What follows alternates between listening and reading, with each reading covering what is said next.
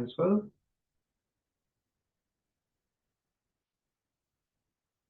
ठीक है, हम मंगलाचरण से शुरू करेंगे पहले, और उसके बाद फिर विल कंटिन्यू विद अवर तत्व चर्चा.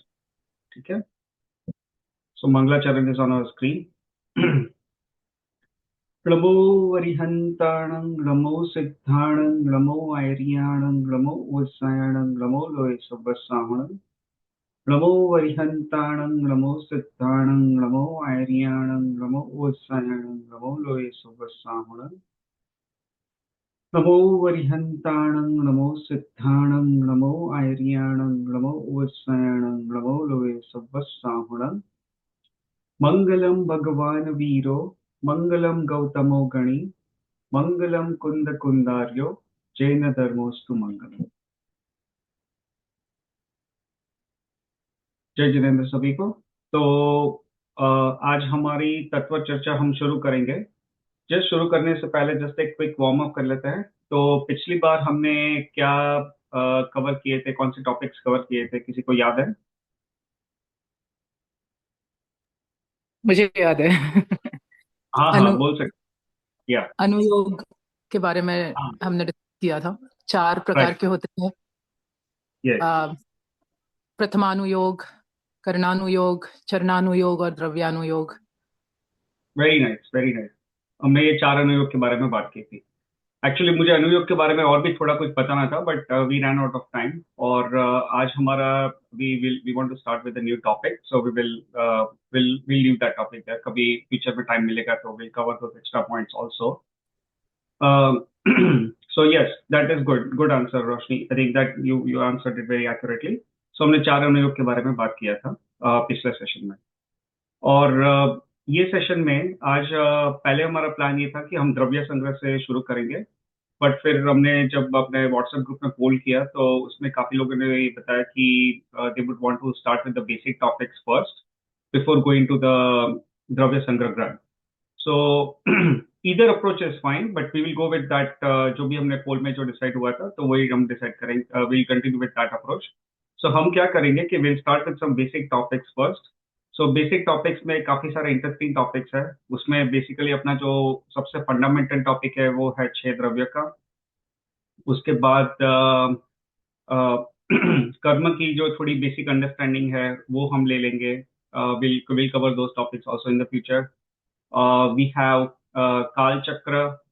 राइट. सो काल चक्र का टॉपिक है वो भी एक इंटरेस्टिंग तो है ही, बट इम्पोर्टेंट टॉपिक भी है, क्योंकि अगर ये सब कॉन्सेप्ट अपने क्लियर नहीं होते ना तो हम फिर कई जगह कंफ्यूज होते रहते हैं, उलझते रहते हैं कि और काफी चीज हमारे में समझ में नहीं आती है. ऐसा होता है. तो वो काल चक्र का टॉपिक उस हिसाब से थोड़ा इम्पोर्टेंट है, but it is also very interesting. तो वो काल चक्र का टॉपिक है वो भी हम ले लेंगे.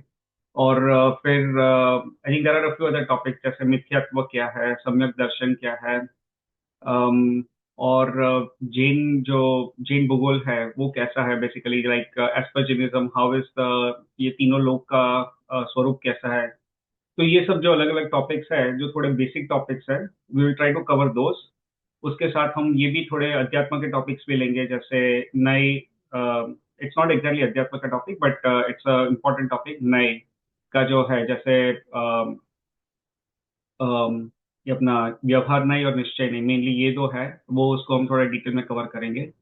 तो ये सब जो टॉपिक्स हम इनिशियली जब अब कवर करेंगे तो इससे क्या है कि हमको एक बेसिक अंडरस्टैंडिंग आ जाएगा जैनिज्म का. और इसके साथ और भी थोड़े टॉपिक्स है, जैसे पांच पाप है, राग और द्वेष क्या है, मिथ्यात्व क्या है, पाप करने का कारण क्या है. तो ये सब जो टॉपिक्स है वो भी हम कवर करेंगे. So these are some different type of topics which I have in my mind. Or if I think of a few more basic topics, we'll add those to our list. So we'll try to cover these different topics initially. तो इससे क्या होगा कि सबका एक Jainism में जो fundamentals है उसका एक बेसिक अंडरस्टैंडिंग आ जाएगा. ये एक बेसिक अंडरस्टैंडिंग आ जाता है, उसके बाद we can actually do the swadhyay और स्पेसिफिक ग्रंथ, जैसे अपना द्रव्य संग्रह है, और मोक्ष मार्ग प्रकाशक है, और ये दूसरे भी अच्छे अच्छे ग्रंथ है, तत्वार्थ सूत्र है. तो ये सब ग्रंथों का फिर हम स्वाध्याय कर सकते हैं. छह डाला है तो उसके बाद ये सब जो ग्रंथों का स्वाध्याय कर सकते हैं. राइट.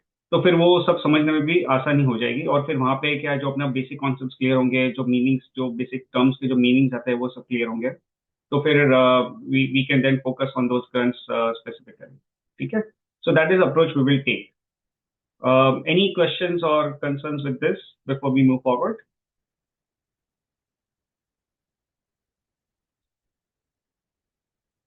ओके, ठीक है, तो किसी को और कोई अभी यहाँ पे कोई सवाल या क्वेश्चन ना हो तो लेट्स कंटिन्यू। सो आज का जो हमारा विषय है, मुख्य विषय जो है वो है द्रव्य, द्रव्य गुण और पर्याय। ये जो है ये हमारा टॉपिक है आज का।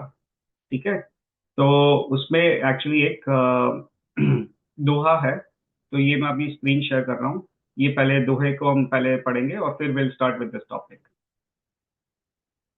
ठीक है, तो ये जो दोहा है यहाँ पे लिखा है, द्रव्य गुण पर्याय का जो नित होवे ज्ञान, शीघ्र मिले सम्यक्त्व पद, पावे पद निर्वाण। हम ये दोहा इसलिए यहाँ पे पढ़ रहे हैं, या मैंने ये दोहा यहाँ पे इसलिए एक्चुअली ऐड किया हुआ है, क्योंकि हम ये समझे कि ये जो टॉपिक है इसका महत्व कितना है। ये दोहे में बताया गया है कि द्रव्य गुण पर्याय का जो नित होवे ज्ञान, शीघ्र मिले सम्यक्त्व पद, पावे पद निर्माण। यानी जो द्रव्य गुण और पर्याय का हम जब ज्ञान, हमें ज्ञान होता है, इसको हम समझते हैं, तो शीघ्र मिले सम्यक्त्व पद, उससे क्या होता है, हमारा लाभ क्या होता है कि इससे हमें सम्यक्त्व यानी सम्यक दर्शन की प्राप्ति होती है, या सम्यक दर्शन की प्राप्ति में ये द्रव्य गुण पर्याय का जो विषय है वो बहुत ही कार्यकारी है। और सम्यक दर्शन पद पाने के बाद पावे पद निर्माण, यानी उससे अल्टीमेटली मोक्ष की प्राप्ति होती है। तो ये जो टॉपिक है हमारे लिए इतना बेसिकली इसका बहुत ही इंपॉर्टेंस है। और इसका इम्पोर्टेंस दोनों ये अपना संप्रदाय में है, श्वेतांबर में भी है इसका इम्पोर्टेंस और दिगंबर में भी है। बट अनफॉर्चुनेटली जहाँ तक मैंने जितना समझा है, श्वेतांबर में जो ये टॉपिक पे people have not understood the depth of this topic, unfortunately. I'm not talking for everyone, but at least जितना मैंने जाना है, देखा है, they have not understood the depth of this topic. तो उनको, जो कई कई लोगों को, नॉट जस्ट उनको पर्टिकुलरली, बट मैं कई लोगों के बारे में बताऊँ इन जनरल, कि कई लोगों को इसका एक स्थूल रूप से ज्ञान है, पर इसका जो डेप्थ है, ये इसका जो डेप्थ है वो समझने के लिए, जब हम ऐसे द्रव्यानुयोग के जो अन्य ग्रंथ है, जैसे प्रवचन सार है, समय सार है, ये सब जब ग्रंथ पढ़ेंगे तो हमें पता लगेगा कि ये टॉपिक का कितना डेप्थ है, और इससे क्या नहीं इतने सूक्ष्म लेवल पे काफी चीजें जो समझाई गई हैं। तो ये सब जो अगर हम पढ़ेंगे तो उससे बहुत ही हमारे लिए कार्यकारी है। ठीक है, so that is basically the importance of this particular topic, द्रव्य गुण और पर्याय। ठीक है, so we are starting with this topic. और आज के लिए मैं ये जस्ट सबको कहना चाहता हूँ कि if you have any questions, feel free to ask any time. So अपना फॉर्मेट बेसिकली ये रहेगा कि you can ask questions any time, there is no restriction. You can pause me, interrupt me and ask questions कभी भी पूछ सकते हो। अगर किसी को कुछ ऐड करना है तो what we will do is will get to a logical point and then you can add at that time. So once we get like हमारा सब टॉपिक चल रहा है जैसे, तो वो खत्म होगा तो I will take a pause there and I will ask कि अगर आप किसी को भी कुछ भी उसमें ऐड करना है, कुछ और ऐड करना है, कुछ और बताना है, कुछ शेयर करना है उसके बारे में, तो आप शेयर कर सकते हो। But as far as asking questions is concern, you can ask questions any time. ठीक है, Kalpit, my सो suggestion है, even हाँ for questions, you complete a topic and then open the floor for questions. Otherwise, it just goes on question drive your conversation somewhere else. So नहीं suggestion है, वो, बाकी आप इसमें ठीक है। हाँ नहीं नहीं, आपका बात सही है, आपकी बात सही है, and we had that situation in the past. So what I have planned is Sambhav भाई कि if I think that question, basically क्या है कि वो एक सेशन में ऐसा हुआ था कि the questions were coming up, but then there are other people also who were trying to answer the questions. तो अल्टीमेटली क्या है कि I was not able to drive the conversation in a particular direction. So in future what I have done is, मेरे I have this in mind, so अगर ऐसा कुछ होता है, so what I will do is I'll just pause the things there and I'll just say that, okay, we need to get back on topic. And at the same time, I'll try my best to answer the questions. So my preference is that I try to answer the questions by and large. So क्या होगा कि I can drive the conversation, I can drive the discussion. But That अगर is हमें absolutely लगेगा fine, कि Kalpit. The only point is like you are having a point which you are presenting, and before you complete the point, question starts jumping in. You might have answer in the next line only. So once you complete the topic, and you can open the floor. Okay, if you have next question, then it's okay. Otherwise, बीच बीच में question आएंगे. Suggestion है मेरा. बाकी you feel हाँ ready. हाँ हाँ हाँ, नहीं नहीं, आपने जो बोला वो सही है. So that is there. मेरा बस ये था कि किसी को कोई ऐसा ना हो कि क्वेश्चन आए मन में और फिर थोड़ी देर रुके और फिर बाद में वो क्वेश्चन को भूल जाए, या उसकी वजह से क्या है कि they are not able to focus on the other aspects. Well, so I Kalpesh, that's the actually, biggest responsibility lies with the audience as well, ना? Interest है, question आया है, they can hold it for 10, 15, 20 minutes now. Anyway, just हाँ a thought. हाँ हाँ, नहीं नहीं, we'll see, I think Yeah. we'll see, and इसमें कोई hard and fast rule नहीं है. So Exactly, ठीक है. as and when we move forward, अगर कहीं लगेगा we want to tweak things, and we can definitely adjust the format. ठीक है. ठीक है. Sure. चलिए, so we'll start with the first very basic. So Apurva bhai, Jinal, I'm just calling out some names. Amar, Anupriya. So सबको बोल रहा हूँ basically. रोशनी. So किसी को भी, if you don't understand any topic, right? हम जब यहाँ पे एक topic ले रहे हैं, so feel free to ask it, right? If you don't understand anything, बताओ कि यार मुझे नहीं समझ में आया, वापस repeat कर दो एक बार, वापस explain कर दो. So just feel free to ask, right? Because my goal is to ensure Yes. that you guys understand it. और हम लोग क्या basic topic अभी we are trying to start from this point. So we are trying with, it is मेरा goal ये है कि we start with the basics.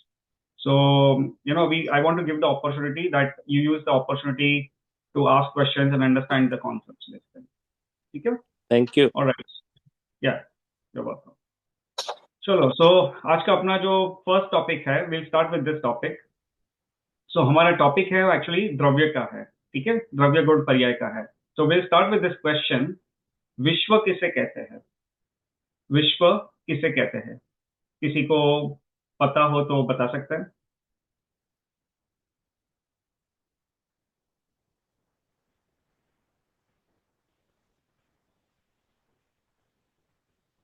हम बोलते हैं ना कि ये विश्व में बहुत कुछ हो रहा है, ये विश्व में ये ठीक नहीं हुआ आज, या तो विश्व बहुत बड़ा है. we make these statements, right? हम ऐसे कथन करते हैं. तो सवाल ये है कि विश्व किसे कहते हैं?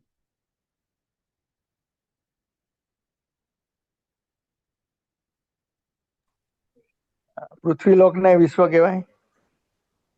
पृथ्वी लोक ने ना, गुड ट्राई, बट पृथ्वी लोक, पृथ्वी और लोक ये एक्चुअली दोनों अलग चीजें हैं टेक्निकली स्पीकिंग. बट पृथ्वी, अगर आप पृथ्वी को बोल रहे हो तो हाँ, पृथ्वी को विश्व नहीं कहते हैं. जहाँ But- जीव है उसे विश्व कहते हैं, वापस रिपीट कीजिए. जहाँ जीव और अजीव है रहते हैं वहां उसे विश्व कहते हैं. ठीक है, ये अच्छा आंसर है. I think you are close. और जो आई थिंक राजेश भाई ने भी बताया था कि जो उनमें भी आंसर में एक लोक आया था. तो या you guys are close, but इसका जो डेफिनेशन है, I just trying to get to the exact definition. So आपने बताया कि जहाँ जीव और अजीव रहते हैं उसे विश्व कहते हैं. सो आपका answer almost, you are almost there. Okay, I think we'll give a chance to Palak, because I think Palak is an expert, but I think we'll give her a chance. Go ahead, Palak, if you want to answer. 6 द्रव्य का जो समूह है, group of all 6 द्रव्यस और द्रव्यस is called विश्व. हाँ, सही बात है. So विश्व की परिभाषा ये है. ये हम पूरा जो है आज का जो डिस्कशन है वो पूरा जेनिज्म के हिसाब से कर रहे हैं, right? So we are not going based on हमारी साइंस के टेक्स्ट बुक में क्या है वो सब है. हम केवल ज्ञानी के ज्ञान के आधार पर जो जेनिज्म में जो बताया गया है उसके आधार पर हम यहाँ पे स्वाध्याय कर रहे हैं. सो विश्व कैसे किसे कहते हैं? तो 6 द्रव्यों के समूह को विश्व कहते हैं. ठीक है. सो केवल ज्ञानी ने अपने ज्ञान में ये जाना कि इस संसार में, और या तो इस बेसिकली इस लोक और बेसिकली इन दिस यूनिवर्स 6 द्रव्य है. ठीक है, 6 प्रकार के द्रव्य है. 6 द्रव्य यहाँ पे बोल रहे हैं. जब हम 6 द्रव्य बोले तो समझ जाना कि 6 द्रव्य, हम 6 प्रकार के द्रव्य ऐसा कहना चाहते हैं. तात्पर्य यहाँ पे जाति की अपेक्षा 6 द्रव्य की बात की गई है. संख्या की अपेक्षा द्रव्य ज्यादा है, क्योंकि हर एक द्रव्य की संख्या ज्यादा है इसलिए. क्योंकि तो हम अभी वो संख्या में नहीं जा रहे, बट बेसिकली हम जब बोलते हैं 6 द्रव्य है तो 6 द्रव्य जाति की अपेक्षा 6 द्रव्य है, right? So there are 6 different type of द्रव्यस। तो अभी विश्व की परिभाषा है, उसमें क्या बताया कि 6 द्रव्यों के समूह को विश्व कहते हैं। यानी जो जो एरिया जहां पे 6 द्रव्य पाए जाते हो उसे विश्व कहते हैं। तो आपने जो आंटी जी ने एक आई थिंक क्वेश्चन वो बताया था, आंसर बताया था कि जहां पे जीव और अजीव द्रव्य पाया जाए उसे विश्व कहते हैं, तो वो परिभाषा भी सही है। But I just wanted to clarify कि यहाँ पे अजीव द्रव्य जो है उसमें बाकी के जो 5 द्रव्य है वो आ जाते हैं। सो 6 प्रकार के द्रव्य है, उसमें से 5 द्रव्य अजीव है और 1 द्रव्य जीव है। तो जो एरिया इन दिस यूनिवर्स जहां पे जो एरिया में ये जीव और अजीव यानी जीव 1 और अजीव के 5 यानी टोटल 6 द्रव्य जहां पे पाए जाते हो उसे हम विश्व कहते हैं। ठीक है। सो पृथ्वी जो है वो बेसिकली मध्य लोक में आती है, राइट? तो वो जो लोक और ये क्या होता है वो सब उसके बारे में हम बात करेंगे। और बेसिकली पृथ्वी भी बेसिकली सिर्फ एक पृथ्वी नहीं है, नरक में भी अलग अलग पृथ्वियां हैं और वो सब है। तो just to clarify that question, so technically speaking हम लोग ऐसा नहीं कह सकते कि पृथ्वी जो है वो विश्व है, बट हाँ यहाँ 6 द्रव्यों के समूह को विश्व कहते हैं। ठीक है। तो ये एक सिंपल आंसर है। वापस से रिपीट कर रहा हूँ, 6 द्रव्यों के समूह को विश्व कहते हैं, यानी जहां पे 6 द्रव्य पाए जाते हैं उसे बेसिकली हम विश्व कहते हैं। ठीक है। तो अभी नेक्स्ट क्वेश्चन ये आता है, सिंपल क्वेश्चन, द्रव्य किसे कहते हैं? आपने ये तो बता दिया कि विश्व जो है 6 द्रव्यों के समूह को कहते हैं, तो अब द्रव्य किसे कहते हैं? व्हाट इज द्रव्य? तो किसी को भी आंसर करना है तो कर सकते हैं, बट अगर नहीं करना है तो I will definitely move forward with that answer. द्रव्य किसे कहते हैं? द्रव्य की परिभाषा क्या है?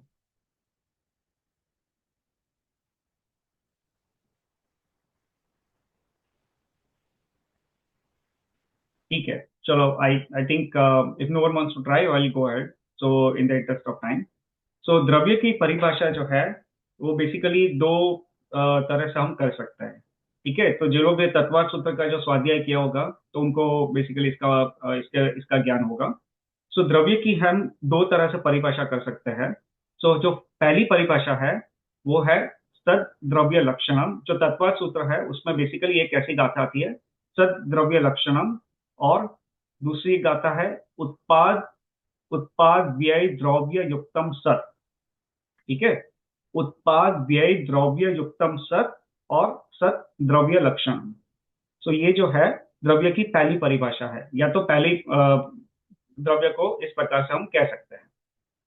ठीक है, मैं अपनी स्क्रीन शेयर कर रहा हूं, so basically you can read it यहाँ पे। ठीक है। तो ये स्क्रीन पे ये जो है ये तत्वार्थ सूत्र में दो गाथा आती है, 5th चैप्टर में आती है। सो यहाँ पे है सद द्रव्य लक्षणम और दूसरी है उत्पाद व्यय द्रव्य युक्तम सत। अभी इसको हम समझेंगे कि इसका मतलब क्या होता है। सो द्रव्य सद द्रव्य लक्षणम यानी द्रव्य का लक्षण है सद। सत एक्चुअली सत जो है वो द्रव्य का लक्षण है। तो सत क्या होता है? तो सत जो है उसकी परिभाषा यहाँ पे नीचे की जो गाथा है उसमें दी गई है। तो उत्पाद व्यय द्रव्य युक्तम सत यानी जिस चीज में, जिस वस्तु में उत्पाद, व्यय और द्रव्य ये तीनों पाए जाते हो उसे सत कहा जाता है। ठीक है, उसे सत कहा जाता है। तो उसका मतलब क्या हुआ कि कोई भी ऐसी चीज जिसमें उत्पाद, व्यय और द्रव्य ये तीनों चीज पाई जाए उसे द्रव्य कहा जा सकता है। ठीक है, पहली परिभाषा वापस रिपीट कर रहा हूं, जिस वस्तु में, जिस चीज में उत्पाद, व्यय और द्रव्य ये तीनों पाए जाए उसे द्रव्य कहा जा सकता है। सो द्रव्य की ये पहली परिभाषा है। ठीक है। अब नेक्स्ट क्वेश्चन आएगा कि उत्पाद, व्यय और द्रव्य, अब उसका क्या मतलब हुआ, राइट? तो ये नेक्स्ट क्वेश्चन आएगा कि उत्पाद, व्यय और द्रव्य उसका क्या मतलब हुआ। तो अब उसका जो है हम उसका मीनिंग समझेंगे। किसी को पता है उत्पाद, व्यय और द्रव्य का क्या मीनिंग हो सकता है?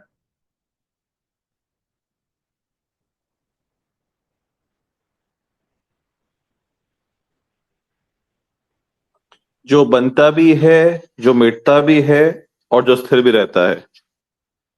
हाँ, तो उत्पाद यानी कुछ नया होना, राइट। और व्यय यानी कुछ जो एग्जिस्टिंग चीज का विनाश होना और या तो चले जाना, उसको हम व्यय कहते हैं। और द्रव्य जो कांस्टेंट रहता है उसे हम द्रव्य कहते हैं। तो अब जो है ये तीन जो शब्द है उसको हम थोड़ा डिटेल में समझेंगे, ठीक है। सो उत्पाद का मतलब बेसिकली होता है कि अ, नवीन अवस्था का प्रकट होना, उसे उत्पाद कहते हैं, ठीक है। कोई भी नवीन अवस्था का प्रकट होना उसे उत्पाद कहते हैं। अवस्था, अवस्था इज नथिंग बट पर्याय। पर्याय का पर्यायवाची शब्द है अवस्था, ठीक है।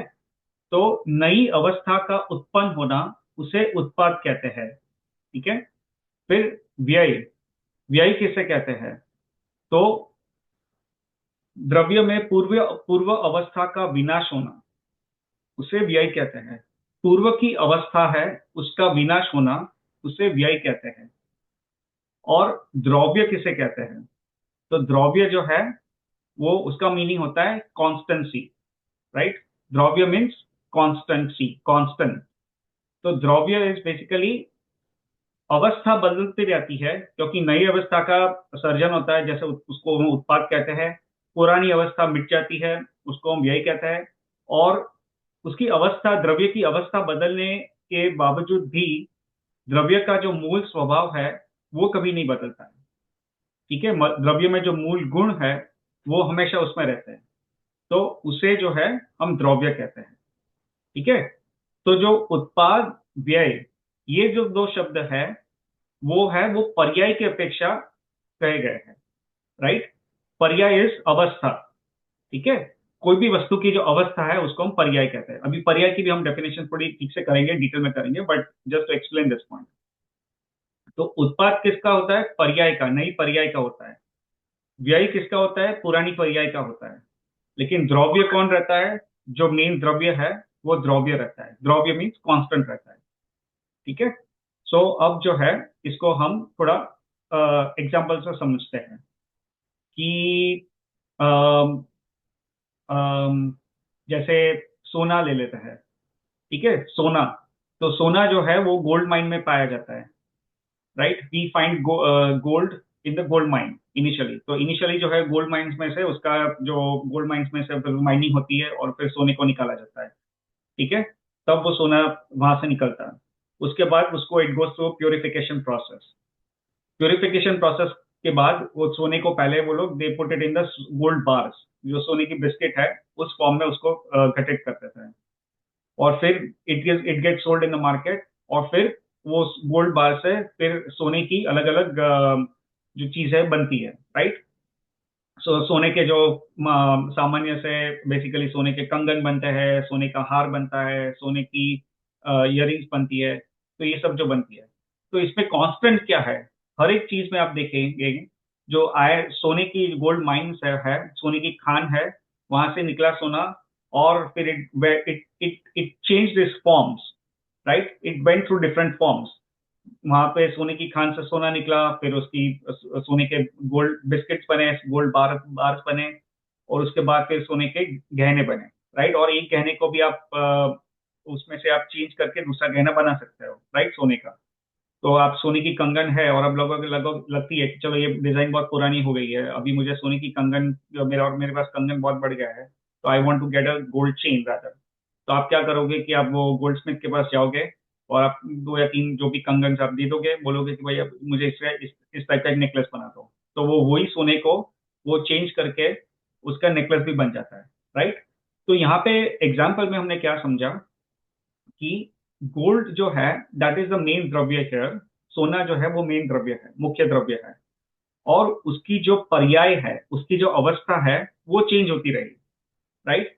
तो चेंज होती रही। तो पहले वो आयरन ओर में था तो उसका कोई शेप भी अटपटा सा रहेगा। फिर उसको प्यूरिफिकेशन किया तो उसका लिक्विड भी बन गया एक बार, और फिर उसमें से फिर इम्प्योरिटीज निकाल दी।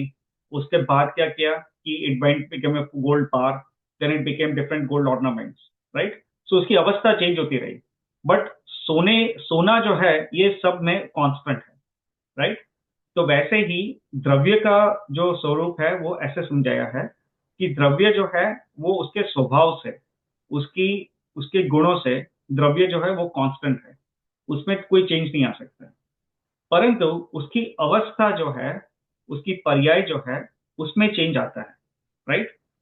तो बेसिकली यहाँ पे पहली जो परिभाषा है द्रव्य की, ये हमने यहाँ पे ये जानी कि उत्पाद व्यय द्रव्य युक्तम सत और सत द्रव्य लक्षण, यानी द्रव्य जो है उसमें उत्पाद व्यय और द्रव्य ये तीनों होते हैं, ठीक है। द्रव्य शब्द जो है उसका मीनिंग है कॉन्स्टेंसी, यानी कंसिस्टेंटली सेम रहने वाला। अब द्रव्य जो है उसका अगर आपने, कई लोगों को पता होगा ध्रुव का तारा, उसमें भी ये ध्रुव ध्रुव शब्द आता है। ध्रुव का तारा किसी को पता है? इसको इंग्लिश में नॉर्थ स्टार बोलते हैं। तो जो ध्रुव का तारा है उसका ये स्पेशलिटी है कि that north star is always in the north. आप कभी भी देखोगे 365 days on the year and from any point on our earth, आप कभी भी देखोगे तो north star will always be in the north direction. आप सुबह देखोगे तो भी नॉर्थ में दिखेगा, रात हो जाएगी तो भी वो नॉर्थ में ही दिखेगा, आप इंडिया से देखोगे तो भी वो नॉर्थ में दिखेगा, यूएस में आके देखोगे तो भी वो नॉर्थ में दिखेगा। सो ध्रुव का तारा है, उसका ये स्पेशलिटी है कि it is always in the north, that is English में उसको नॉर्थ स्टार बोलते हैं, ठीक है। सो उसका यहाँ पे एक पॉइंट ये है कि ध्रुव का तारा, उसके उसको ध्रुव का तारा बोलते हैं। ध्रुव क्योंकि वो कांस्टेंट वहीं पे रहता है, नॉर्थ में ही हमेशा रहता है। उसका कभी उसका लोग जैसे अपना स्काई में देखेंगे तो उसका डायरेक्शन चेंज नहीं होगा, तो वो कांस्टेंट वहीं पे रहेगा नॉर्थ में। तो वैसे ही जो द्रव्य है उसको भी यहाँ पे द्रव्य शब्द यूज किया है, उत्पाद व्यय द्रव्य युक्तम सत। तो द्रव्य जो है उसका मतलब है कॉन्स्टेंसी, कांस्टेंट, कांस्टेंट रहता है, राइट। तो द्रव्य जो है वो कांस्टेंट रहेगा, कांस्टेंट रहेगा तो किस अपेक्षा से? गुणों की अपेक्षा से, ठीक है। तो अभी उसके बारे में हम आगे बात करेंगे, ठीक है। तो पहली जो परिभाषा हमने की द्रव्य की वो है उत्पाद व्यय द्रव्य युक्तम सत और सत द्रव्य लक्षण। सत जो है वो द्रव्य का लक्षण है, ठीक है। Any questions in this? I think it's pretty straight forward, right. काफी आसान है समझना, ठीक है।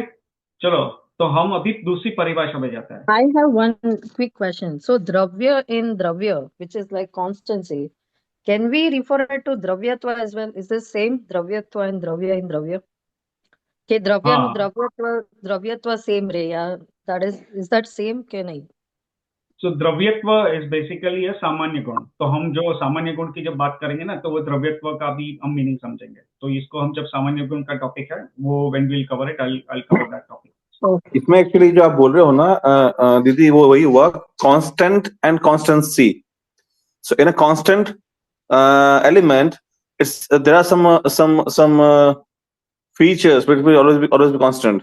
So वही है कि द्रव्य द्रव्यत्व कांस्टेंट एंड कांस्टेंसी. तो आप सही भी बोल रहे हो. एंड देन लेटर अपने कपिल भाई बताएंगे आगे क्या है उसमें है. Okay. Okay. हाँ, देखिए द्रव्यत्व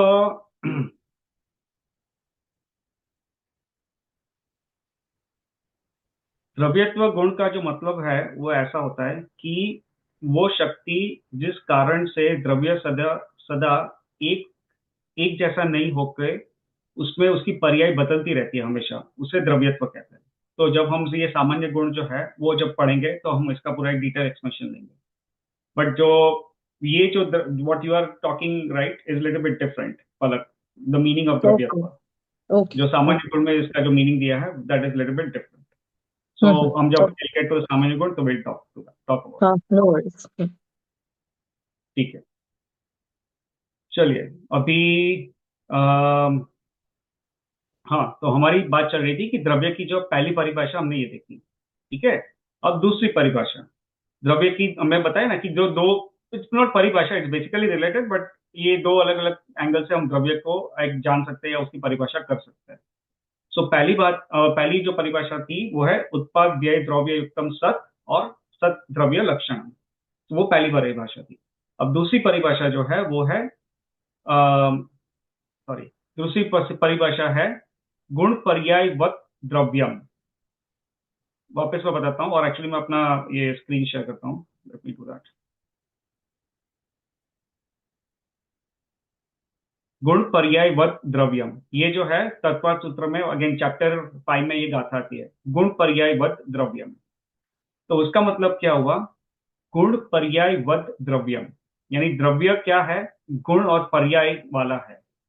ठीक है, तो सामान्य से अगर द्रव्य की हम परिभाषा करें, बहुत ही यानी just as a layman terms में करें या बच्चों के लिए करें, तो हम ये कह सकते हैं कि गुणों के समूह को द्रव्य कहते हैं। द्रव्य की ये एक बहुत ही सामान्य परिभाषा है, राइट। गुणों के समूह को द्रव्य कहते हैं, यानी द्रव्य क्या है, गुणों का समूह।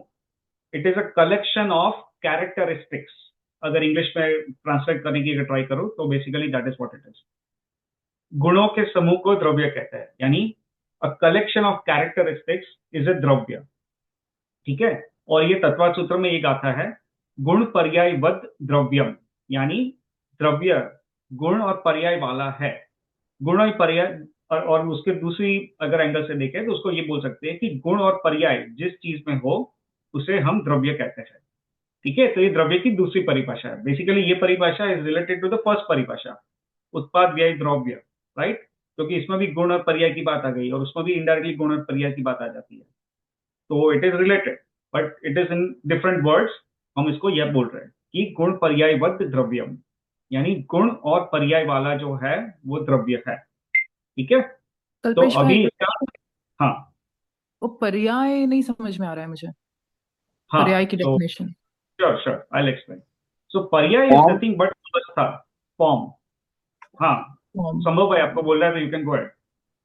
एक just one liner, Kalpesh bhai. Paryaya would be as good as the current form of any element. जैसे इस ओके, समय मेरे कपड़े प्रेस किए हुए नहीं है तो वो रिंकल्ड है, और वही कपड़े प्रेस कर दिए तो वो आयरन है। कपड़े ओके, कपड़े ही है, डिफरेंट फॉर्म। पानी लिक्विड फॉर्म में है, पानी आइस फॉर्म में है, पानी अपने वेपर फॉर्म में है। पानी पानी है पर फॉर्म डिफरेंट है। पर्याय, मैं ओके, इस गॉट समय 40 का हूँ, कल एक दिन कम था, आज एक दिन ज्यादा हूँ। That's it. सॉरी कपिल भाई, प्लीज। हाँ, सही बात है, नहीं very good. So I think Roshni ji आपको समझ में आया। हाँ हाँ, आ गया। ठीक है, पर्याय इज नथिंग बट अवस्था। कोई भी चीज की जो अवस्था है दैट इज पर्याय। तो हमने जो सोने का उदाहरण लिया था उसमें हमने बताया था कि सोने जब अभी जैसे मैंने सोने का चेन पहना है, ठीक है, तो सोने का चेन है, अभी सोना है वो चेन की पर्याय में है। फिर अभी मुझे ओके, लगा क्या कि अभी मुझे चेन की जरूरत नहीं है, मुझे एक अंगूठी बनानी है। तो मैं जाऊंगा और वो गोल्ड स्मिथ को दूंगा, वो क्या करेगा कि ये सोने को पिघाल देगा और उसको फिर वो अंगूठी बना देगा, उसकी अंगूठी बना देगा। तो अभी क्या है, सोने का चेन की पर्याय, सोना जो है वो अभी सोने की चेन की पर्याय में है। अभी वो सोने की चेन की पर्याय से वो अंगूठी की पर्याय में चला गया, अंगूठी की हाँ, पर्याय में चला गया। फिर उसके बाद मैं सोचूंगा कि ठीक है, अभी मुझे ना सोने की चेन की जरूरत है ना अंगूठी की जरूरत है, लेकिन मुझे किसको गिफ्ट देना है, गोल्ड कॉइन गिफ्ट देना है। तो मैं बोलूंगा कि भैया इसको तुम गोल्ड कॉइन बना दो, वो गोल्ड स्मिथ को बताऊंगा। तो वो गोल्ड स्मिथ वो क्या करेगा कि ही विल टेक दैट अंगूठी और उसका वो गोल्ड गोल्ड कॉइन के फॉर्म में बना के दे देगा and then I gift it to someone. तो अभी क्या हो गया कि वो सोना जो है वो गोल्ड कॉइन की पर्याय में चला गया। ठीक है, तो उसमें पर्याय कौन सी हुई, सोने की चेन, सोने की अंगूठी, सोने का सिक्का, ये जो है वो सोने की पर्याय हो गई यहाँ पे, तो उसकी अवस्था। समझ में आ ठीक है, गया, थैंक यू। ठीक है। तो अभी हम जो है ये दूसरी डेफिनेशन देख रहे हैं कि गुण पर्यायवत द्रव्यम, यानी द्रव्य जो है गुण और पर्याय वाला है। ठीक है, तो ये जो है वो अभी द्रव्य की दूसरी एक ये परिभाषा है सॉर्ट ऑफ, राइट। सो अभी इसको हम समझेंगे। तो पर्याय का तो हमने काफी डिस्कशन कर लिया। ठीक है, तो पर्याय का तो हमें समझ में आ गया। अभी जो नेक्स्ट है, गुण। गुण किसे कहते हैं,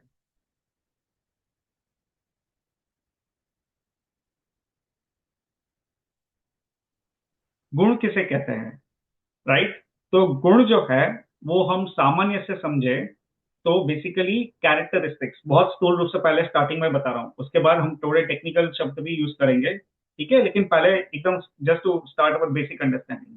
तो गुण जो है द कैरेक्टरिस्टिक्स, इंग्लिश में हम वर्ड यूज करते हैं कैरेक्टरिस्टिक्स, राइट। सो जो कैरेक्टरिस्टिक्स है those we refer to as guna. जैसे मेरे पास ये एक पेन है, राइट। अब ये पेन शायद वो उसमें वीडियो में दिखेगी नहीं, पता नहीं, बट ये पेन है, तो ये ब्लू कलर की पेन है, राइट। इसकी कैरेक्टरिस्टिक्स क्या क्या है, इसके गुण क्या क्या है। तो मैं बताऊंगा कि ये ब्लू कलर की पेन है, फिर इसमें ये बॉल पेन है तो उसमें ऊपर से मुझे दबाना है, फिर उसमें ब्लू कलर का इंक है, राइट। और इसका ये प्लास्टिक की बनी हुई है। तो ये जो उसमें अलग अलग जो है थोड़े गुण है, राइट, देयर आर डिफरेंट गुण। ये अगर मैं बहुत स्थूल रूप से समझा रहा हूँ, अभी will get to the technical definitions and all the stuff. ठीक है, तो जो कोई वस्तु के जो कैरेक्टरिस्टिक्स है उसे हम गुण कहते हैं। ठीक है, अब गुण जो है उसको बहुत ही अच्छी तरह से समझा जा सकता है। ठीक है, तो ये जो है अभी अपने शास्त्र में जो एक्सप्लेन किया गया है उसके हिसाब से मैं बता रहा हूँ। ठीक है, तो गुण जो है उसको किससे कहते हैं।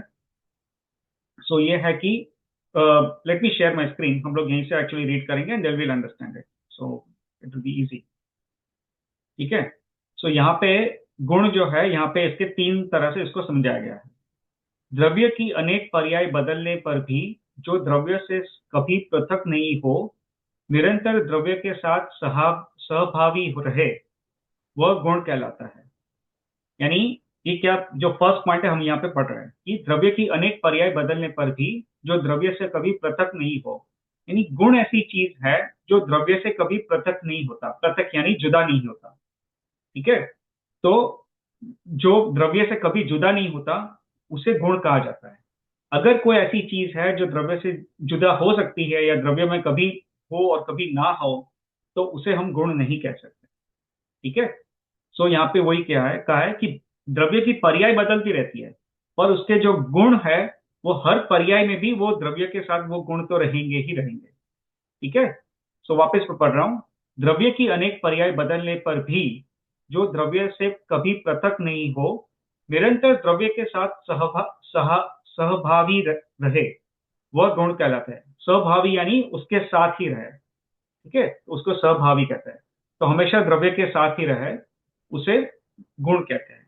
सो that is the first explanation. Second explanation जो भी इसका जो दूसरा पॉइंट है वो पढ़ते हैं। जो द्रव्य के पूरे हिस्से में तथा उसकी सभी हालत में रहे, उसे गुण कहते हैं, उसे गुण कहते हैं। ठीक है, जो द्रव्य के पूरे हिस्से में रहे, यानी गुण जो है ऐसी चीज है जो द्रव्य के पूरे हिस्से में रहे। ठीक है, तो ऐसा गुण कभी ऐसा नहीं होता है कि द्रव्य के एक भाग में रहे लेकिन दूसरे भाग में ना पाया जाए, ऐसा नहीं होता है। वो द्रव्य के सब हिस्से में पाया जाएगा। जो भी गुण है, द्रव्य का जो गुण है वो द्रव्य के हर एक हिस्से में पाया जाएगा। ठीक है, और उसकी सभी हालत में रहे, हालत में यानी उसकी हर एक पर्याय में, पर्याय बदलती रहे फिर भी गुण जो है वो द्रव्य में रहेगा ही, वो गुण द्रव्य में रहेगा ही, उसी को हम गुण कहेंगे। अगर पर्याय के बदलने से कोई चीज उसमें से चली गई तो उसे हम गुण नहीं कहेंगे।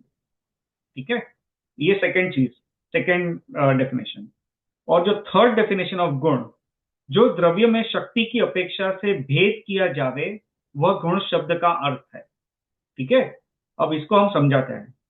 द्रव्य तो एक है, लेकिन उसको हम समझने के लिए उसमें अलग अलग शक्ति की अपेक्षा हम उसको भेद करते हैं। जैसे मैं जीव द्रव्य हूं, तो मेरे में कौन से गुण है, मेरे में ज्ञान गुण है, मेरे में दर्शन गुण है, मेरे में वीर्य गुण है, मेरे में श्रद्धा गुण है।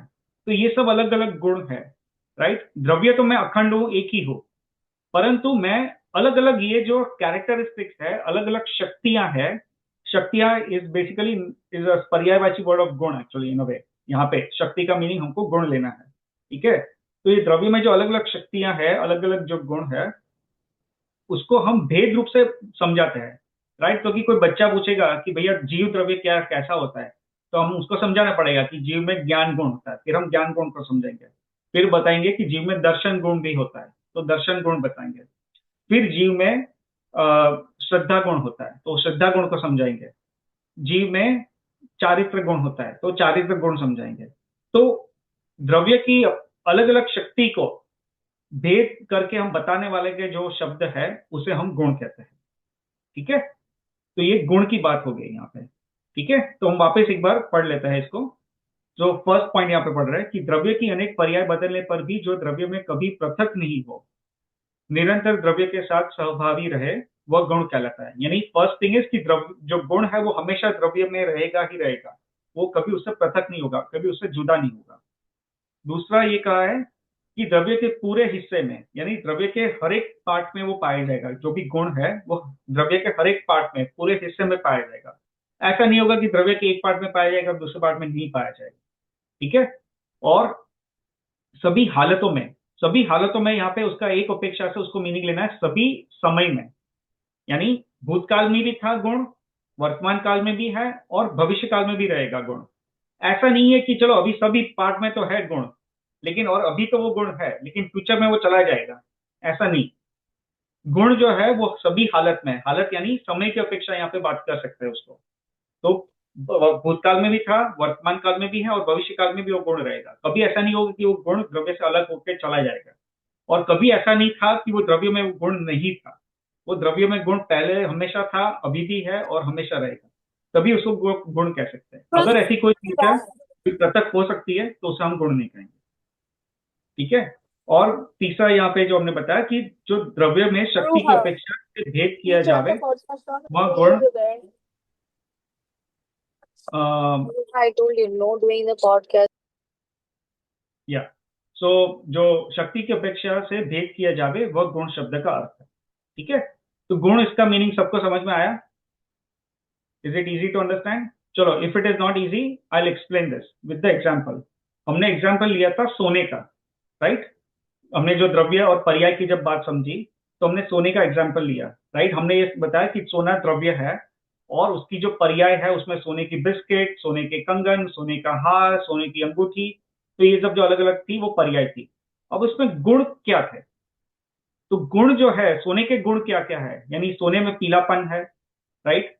सोना इज डक्टाइल, डक्टाइल जो मेटल के कैरेक्टरिस्टिक्स है। डक्टाइल इज बेसिकली उसको कूटेंगे तो एकदम फ्लैट उसको लेयर में कर सकते हैं, राइट? सोने की बरक भी आती है, हमको पता है। तो सोने को, सोना इज डक्टाइल, तो उसका एक गुण है कि डक्टिलिटी इज वन गुण। द थर्ड इज मैलिएबिलिटी, यानी उसको सोने को बेंड करके you can put it in different shapes, right? Metal के गुण आते हैं उसमें, ये malleability is basically another characteristics और गुण ऑफ सोना, राइट?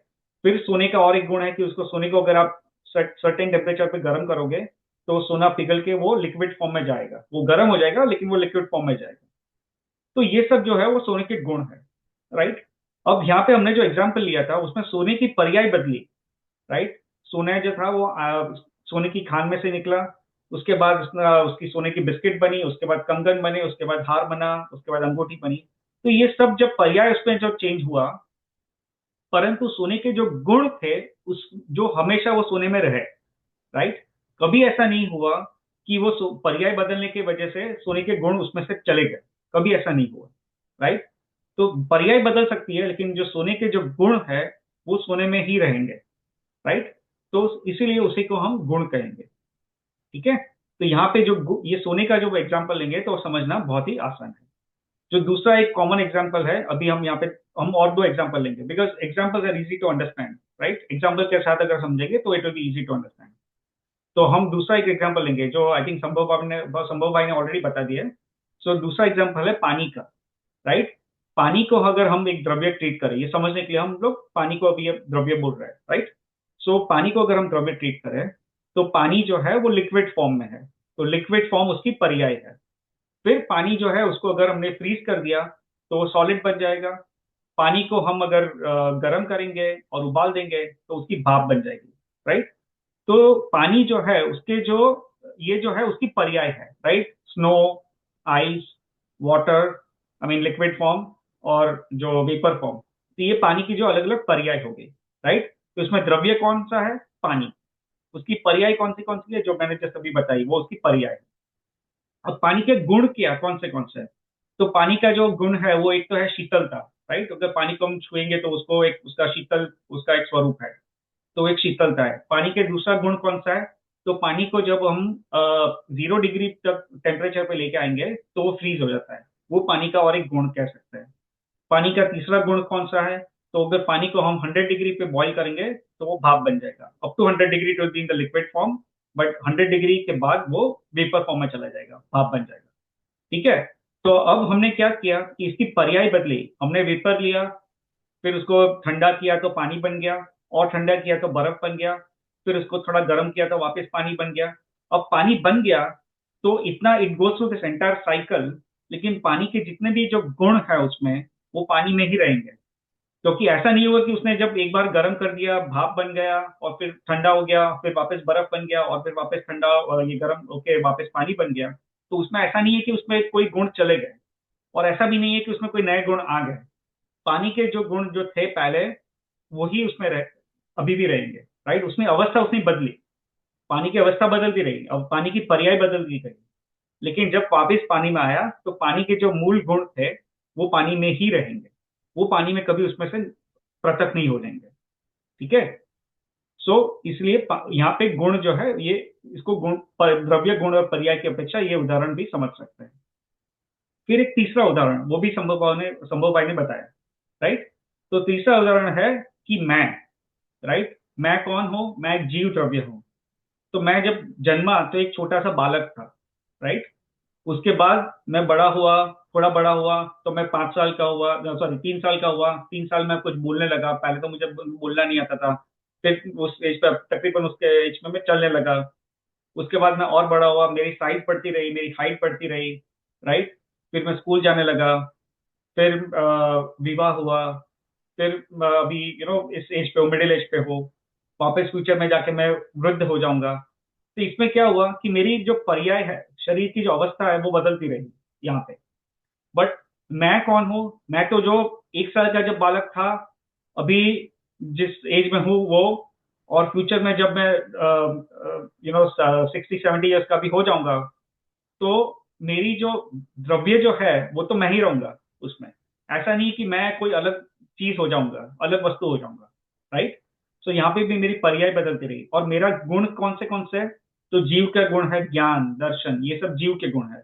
तो मेरे में ज्ञान जो था, वो चेतना जो थी वो पहले भी थी, अभी भी है, और मैं वृद्ध हो जाऊंगा तो भी रहेगी, राइट। सो ये तीसरा उदाहरण है द्रव्य गुण और पर्याय को समझने के लिए। ठीक है। Any questions, or if anyone wants to add anything, I think this is a good time.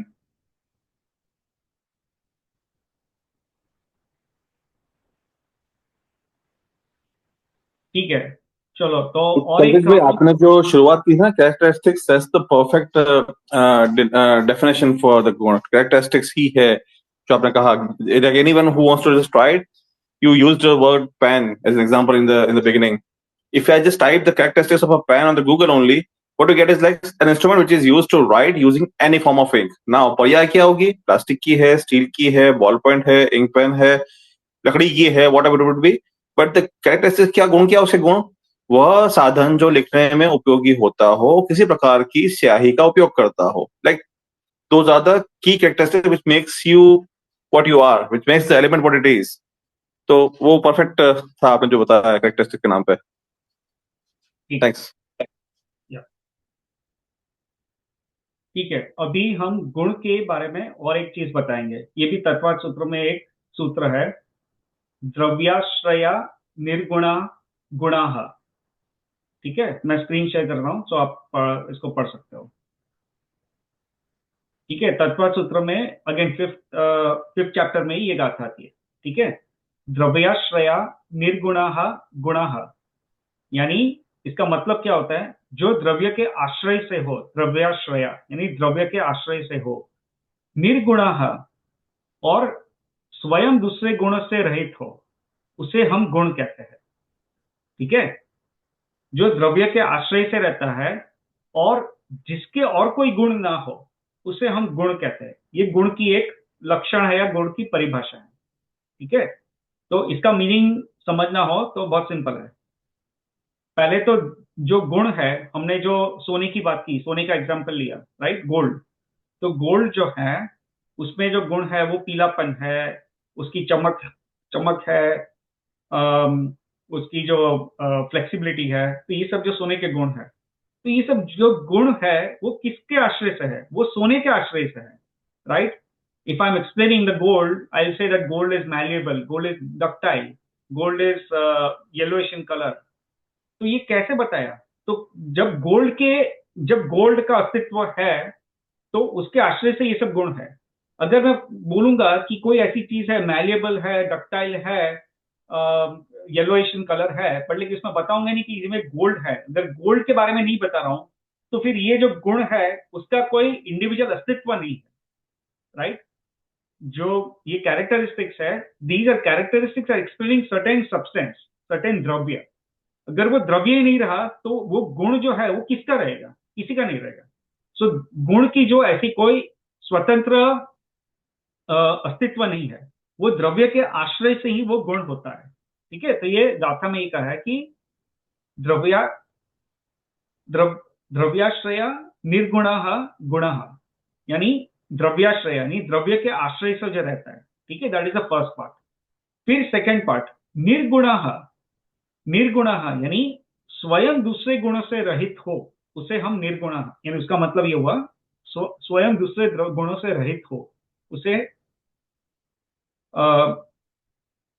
उसे निर्गुण कर, राइट? सो बेसिकली इसका मीनिंग एग्जाम्पल अगर समझना हो तो जैसे जीव द्रव्य है, उसमें ज्ञान गुण है, राइट? तो ज्ञान जो है वो एक गुण हो गया। अब ज्ञान गुण का और कोई गुण नहीं है, उसके ज्ञान को समझाने के लिए और कोई गुण नहीं है। ज्ञान को हम समझ सकते हैं एज ए गुण, बट ज्ञान के अलग अलग कोई और कोई गुण नहीं है। ज्ञान इटसेल्फ इज अ गुण, राइट? तो निर्गुण यानी जिसके और कोई गुण ना हो, या तो गुण बेसिकली और कोई गुणों से वो रहित हो, उसे गुण कहते हैं।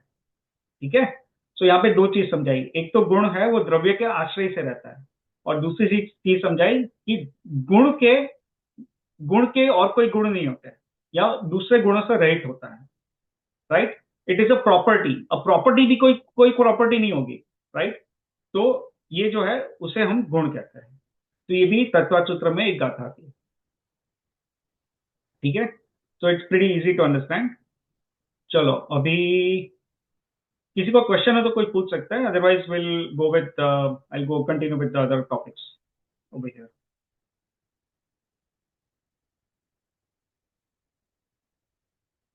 ठीक है, तो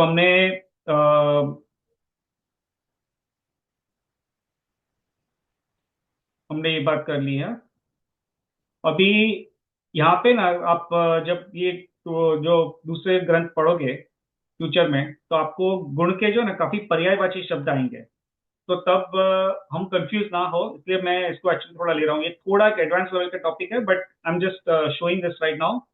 सो गुण के जो है तो थोड़े पर्यायवाची शब्द भी है, राइट? सो क्योंकि अलग अलग शास्त्र में गुण को समझाने के लिए, गुण को बताने के लिए अलग अलग शब्दों का यूज किया जाता है, बट हम वहां पे कंफ्यूज ना हो, इसलिए यहाँ पे जस्ट शेयर कर रहा हूँ। अगर इसको अभी दिमाग में ना बैठा हो तो कोई घबराना मत, इसको आप बाद में डिटेल में समझ सकते हैं। ठीक है, तो गुण के पर्यायवाची शब्द क्या क्या है, अभी मैं स्क्रीन शेयर कर रहा हूँ। तो शक्ति, लक्ष्म, विशेष, धर्म, रूप, गुण, स्वभाव, प्रकृति, शील और आकृति, ये सब इकारवाची शब्द है, अर्थात ये सब विशेष या गुण के पर्यायवाची नाम है। ठीक है, तो कई बार आप बोलोगे कि वस्तु वस्तु के अनेक धर्म है, राइट? वस्तु के अनेक धर्म है, तो ये धर्म जो है ये गुण का एक पर्यायवाची शब्द है यहाँ पे। ठीक है, धर्म जो शब्द है उसको अलग अलग कॉन्टेक्स्ट में उसको मीनिंग उसका समझना चाहिए। ठीक है, तो यहाँ पे जो है गुण का भी एक पर्यायवाची शब्द हो सकता है धर्म। ठीक है, तो ये जस्ट बता रहा हूँ। अब अगेन इसके एक एडवांस टॉपिक जो मैं अभी कवर नहीं करना चाहता हूँ, क्योंकि I don't want to kind of make it like difficult for you, और confusing for you. But basically एक क्वेश्चन आता है कि क्या गुण को धर्म कहा जा सकता है? तो आंसर है हाँ, गुण को धर्म कहा जा सकता है। लेकिन क्या हर एक, तो फिर गुण और धर्म में कोई अंतर नहीं है? तो इसका आंसर रहता है नहीं, गुण और धर्म में अंतर है। ठीक है, गुण और धर्म में भी अंतर है। अब वो क्यों अंतर है, उसको किस तरह से समझना है, वो थोड़ा एडवांस लेवल का टॉपिक हो जाएगा, so I am not going into that right. ठीक है, but just for your knowledge I am just mentioning this on high level. ठीक है, अभी नेक्स्ट क्वेश्चन आता है, एक द्रव्य में कितने गुण होते हैं? मैक्सिमम कितने गुण होते हैं? या तो हर एक, बेसिकली जाति की अपेक्षा 6 प्रकार के द्रव्य है, राइट? तो ये 6 प्रकार का, पहले एक्चुअली हमने तो वो 6 द्रव्य के नाम भी आज पढ़े नहीं है, सुने नहीं है, तो मैं एक्चुअली वो द्रव्य के नाम भी बताऊंगा just in a few minutes. But फिलहाल जस्ट ये क्वेश्चन है कि द्रव्य में कितने गुण होते हैं, राइट, हमने गुण की बात तो कर दी। अब द्रव्य में गुण कितने होते हैं? बहुत ही सिंपल आंसर है, किसी को आंसर करना है तो कर सकता है।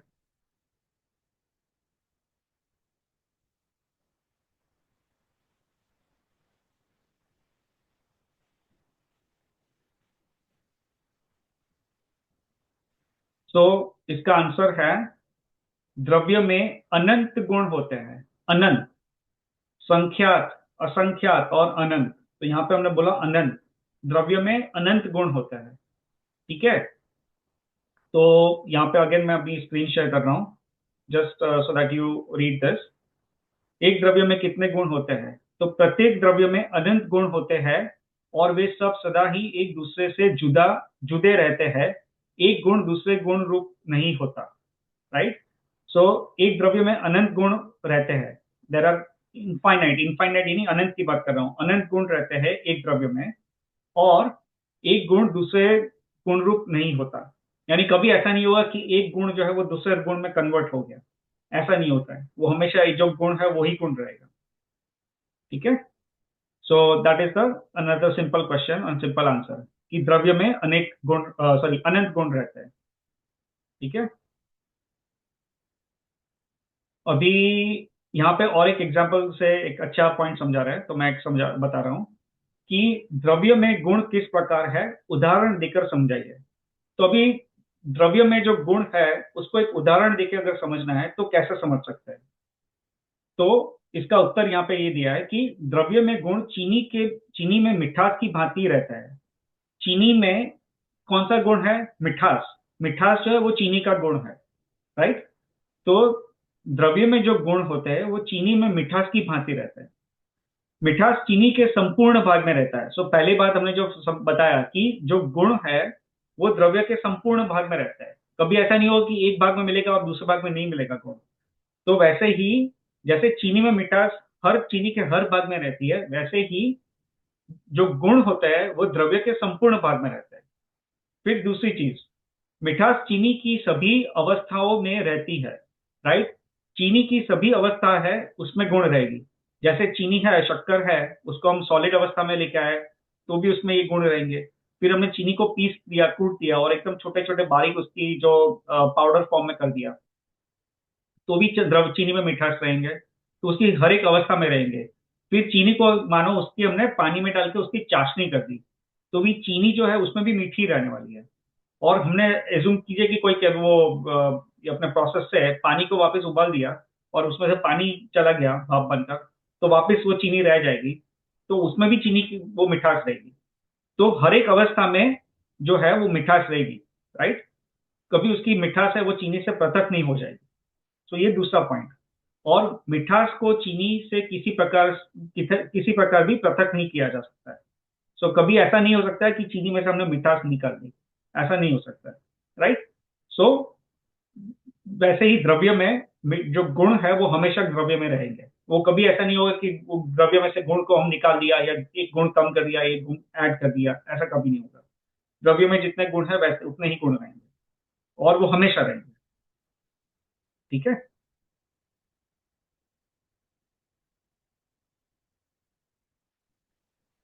सो इसका अगर दूसरे शब्दों में कहें तो द्रव्य और गुण में तादात्म्य सिद्ध संबंध है। तादात्म्य संबंध है। तो तादात्म्य संबंध इस कभी उसको अलग नहीं किया जा सकता है।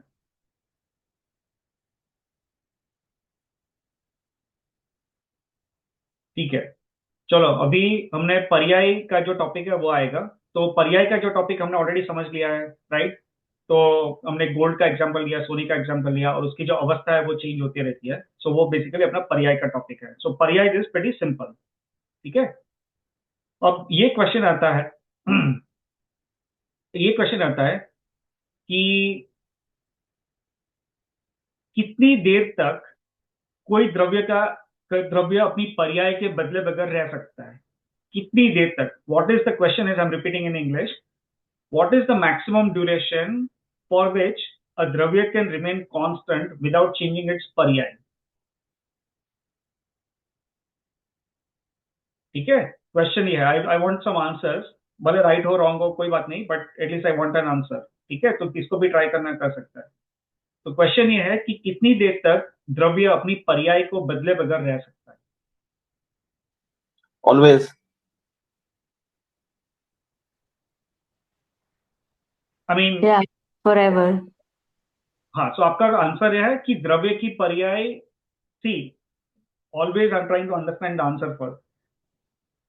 So if you are saying always, are you trying to say कि वो द्रव्य can remain without changing its पर्याय, or you are saying always means the द्रव्य always changes its पर्याय? Like, irrespective of the paryay, dravya remains constant. हाँ And हाँ, but अपना question पर्याय के बारे में है. हाँ बोलिए किंजल बेन. उसके लिए लेकिन वो चेंज करने के लिए कुछ निमित्त होता है ना? हाँ गुड, ये बहुत ही अच्छा पॉइंट है. हाँ, तो पर्याय जो है उसके लिए कोई निमित्त नहीं होता है. पर्याय, अब ये थोड़ा मैं बहुत सूक्ष्म लेवल से बता रहा हूँ. पर्याय जो है वो द्रव्य की स्वतंत्र योग्यता से उत्पन्न होती है. ठीक है, और इसका जो है वो थोड़ा एक डिटेल, बहुत एडवांस टॉपिक, थोड़ा मेरे लिए भी एडवांस है एक्चुअली. उसका भी I have some myself have some questions regarding this, so I will try to get back to this topic. But a very simple answer is paryay जो है वो उसकी स्वतंत्र योग्यता से उत्पन्न होती है द्रव्य की. So that is what it is. हाँ, Palak wants to answer the question. I think द्रव्य की पर्याय हर एक समय में चेंज होती रहती है कॉन्स्टेंटली.